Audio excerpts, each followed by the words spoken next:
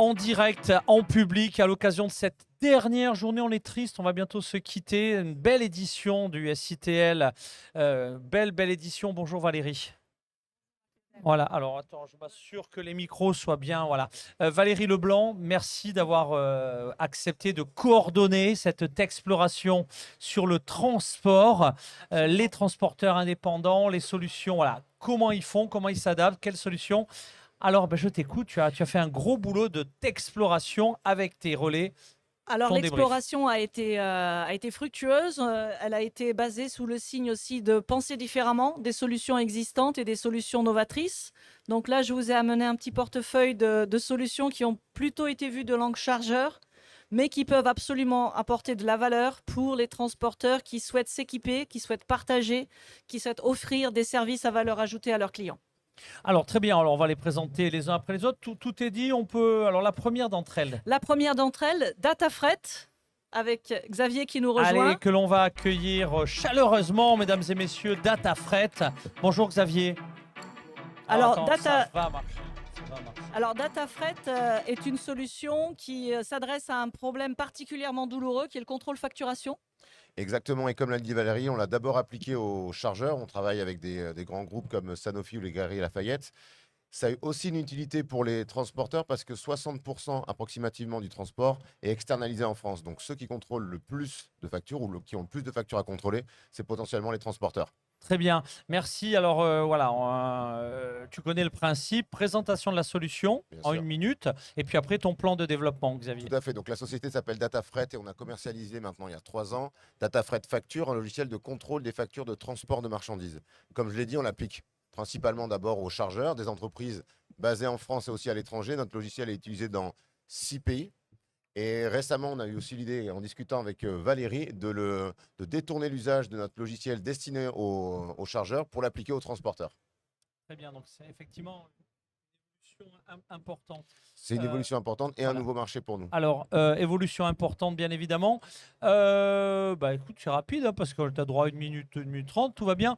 Quel est ton plan d'accélération concrètement? Est-ce que tu cherches actuellement pour ton Alors, accélération des relais en France, le profil des clients, des relais internationaux, dans quel pays? Et évidemment, je ne sais pas si tu as une levée de fonds à venir, c'est le moment de faire un appel. alors pas encore. On a déjà fait une levée de fonds il y a 2 ans. Tu as beaucoup d'argent Là, en substance. on n'en a jamais T'en as. assez, on en a jamais assez, mais pour l'instant, ça va, c'est sous contrôle et on est à l'équilibre.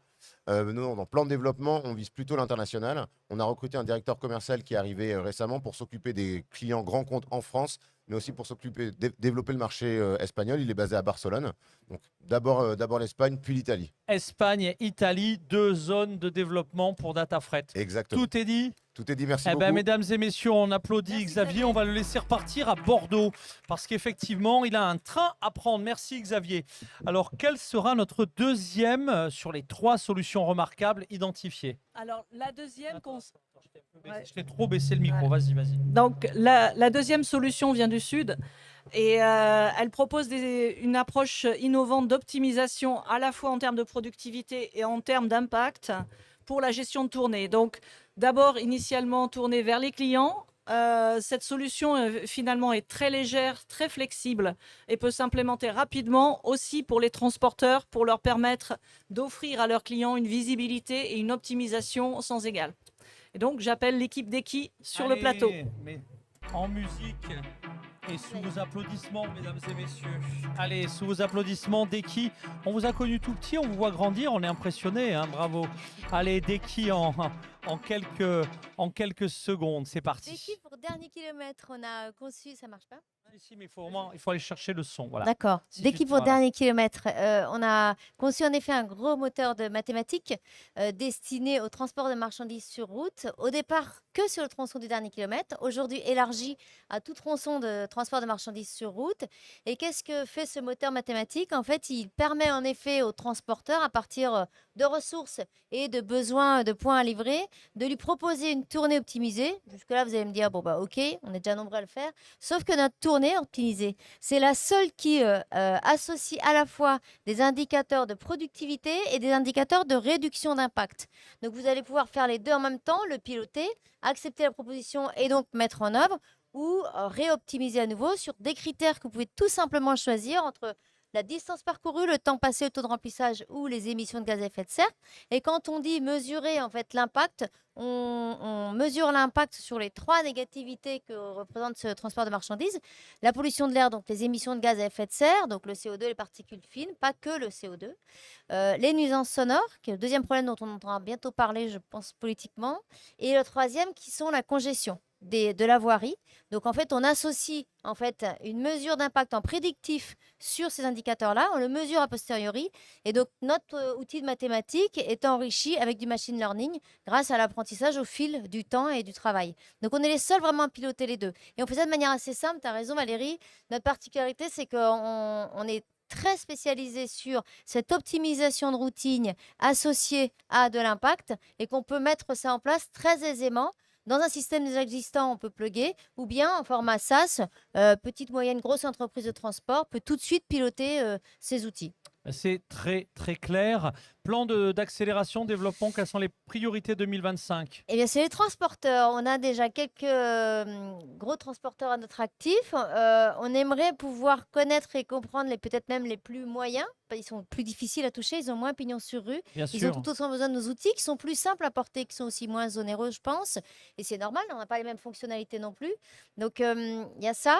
Ça, c'est la première chose. Et la deuxième chose, c'est que, alors, en effet, tu vas me dire, Valérie, c'est pas le bon choix, mais on a des travaux très, très bien avancés avec les États-Unis, avec un beau groupe aux États-Unis. Donc, on espère que ça va porter ses fruits. On avait mis dans notre roadmap l'Europe. Donc, on a toujours l'Europe en visu, plutôt le nord de l'Europe et pas le sud, mais on est bien avancé sur les États-Unis, donc c'est plutôt chouette. Et là, on a une expérimentation qui va être soutenue par l'Europe en Thessalonique, en Grèce. Eh bien, bravo et avis à nos exportateurs qui suivent régulièrement nos webcasts. Et Vous vous merci connectez Valérie. et vous voyez effectivement l'impact de la solution Deki. Ouais. Bravo, Merci à vous. félicitations. Merci beaucoup. Au Allez, revoir. on peut applaudir encore chaleureusement l'entrepreneur, la supply tech au féminin. Valérie, nous en reste Alors, un. Alors, Last but not least, donc on a de l'export, on va avoir une petite présentation en anglais, mais aussi il parle parfaitement français avec Streamliner. Donc là, vous avez des entreprises de transport qui doivent communiquer avec leurs clients, qui doivent échanger de la data, échanger des documents. Comment faire, comment se connecter avec une multitude de TMS, multitude de plateformes. Une solution simple, Streamliner, un portail bien conçu, facile à utiliser, que Chris va vous présenter allez, Chris, maintenant. c'est à toi. Bonjour. Un peu comme. Comment t'as le premier là DataFred. On a commencé avec une solution de prise de rendez-vous pour les receveurs, les gens qui exploitent les entrepôts. Et on a vu une demande des prestataires logistiques qui, quelque part, devaient aussi connecter leurs clients, qui aujourd'hui font ça beaucoup avec des messages point à point, des emails ou des PDF qui sont quelque part téléchargés. Et là, quelque part, on leur offre une plateforme où ils peuvent inviter tous leurs clients de se connecter et échanger toutes les données. Même des petits clients qui n'ont même pas de ERP ou même pas de TMS peuvent directement sur la plateforme envoyer leur mission de transport au transporteur qui après va partager, qui va l'exécuter et qui va quelque part partager tous les statuts de l'exécution avec ses clients en temps réel. On voit successful, formidable. Et la dimension de sécurité est importante. Absolument. Alors, l'email ne vous garantit pas que l'email soit forwardé, soit perdu ou altéré. La plateforme vous permet de garder le contrôle des données que vous partagez. ouais, et c'est complètement sécurisé parce que même s'il y a un camion qui part avec plusieurs clients sur les camions et il y a une avarie, ce n'est que le client sur lequel l'avarie joue qui va voir qu'il y a une avarie. Tous les clients, ils vont juste voir que le camion a fait sa tournée et que c'est complété. Et donc c'est effectivement très impressionnant.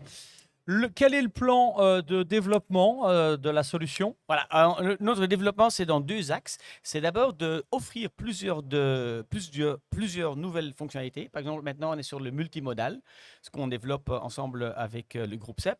Et géographiquement, on va se lancer à l'Angleterre.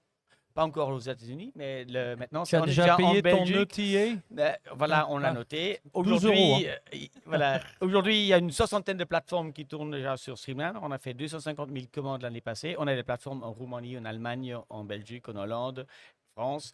On reste plutôt dans le nord. Pour nous, la France, c'est déjà l'Europe du Sud. Ah ouais. Bon, Euh, les Hauts-de-France, c'est déjà bon, c'est des terres flamandes. Ah Hein. ben oui, c'est des terres Voilà, flamandes qu'on Vlaams-Bottal. reconquis. Hein. C'est Voilà, ça, c'est- c'est la reconquête, c'est bien. Très bien. Eh ben, écoute, un grand merci. Un mot à ajouter, le mot de la fin en 2 secondes. Non, moi je pense que pour les transporteurs, ce qui est important à savoir, c'est qu'avec Streamline, vous pouvez éliminer tous les accès de vos clients à vos systèmes. Parce qu'il y a beaucoup de clients qui, quelque part, offrent soit à leur WMS, soit à leur TMS des accès à leurs clients. C'est toujours dangereux au niveau de la cybersecurity. Avec Streamliner, c'est fermé. Ils n'ont que la connexion avec Streamliner qui est sécurisée et le reste protégé. Avec Streamliner, il n'y a que du bonheur. C'est bien ça. Absolument. Allez, C'est un fantastique. grand merci. On t'applaudit pour ce dynamisme et cette belle solution. Moi, vraiment merci. Et en conclusion, alors restez avec nous pour la photo de famille. Hein. Je sais que Xavier, il a dû partir. Il avait son train pour Bordeaux, mais on accueillera l'ensemble des solutions. Le mot de la fin, Valérie. Je pense que l'innovation n'est pas seulement le produit, mais c'est la façon dont on utilise le produit pour créer de la valeur. Et penser simple, c'est ce qui est le plus difficile. Malheureusement, on s'en rend compte tous les jours quand on essaye effectivement de faire avancer les choses et d'aller vers l'agilité. L'agilité, on voit bien depuis hier soir, 22 heures, n'est plus une option, c'est un must. Ouais, c'est un gage de survie, devrais-je dire. Voilà, Ouais. donc effectivement, ces solutions, parfois on voit une solution, mais toujours penser à comment utiliser la solution éventuellement de l'autre côté, en reverse, hein, où on a vu beaucoup de ces solutions qui étaient avant tout focalisées sur le chargeur, mais les transporteurs peuvent aussi tirer leur épingle du jeu et fournir des services avancés à leurs clients en pensant différemment avec des solutions innovantes existantes. Eh ben, c'est très clair. Un grand merci d'avoir exploré ces 3 belles solutions adaptées pour les transporteurs indépendants également. Il me reste à nouveau de te remercier, applaudir effectivement Les et participants. merci les participants et Valérie Leblanc pour son énorme travail d'exploration. Allez, j'accueille également nos lauréats, nos solutions remarquables avec défi. Pour le mot de la fin, on se quitte. À très bientôt pour d'autres explorations sous d'autres cieux. Merci. Merci Valérie. Merci. Merci.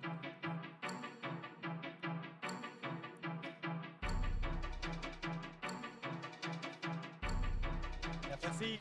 Merci Valérie. Hein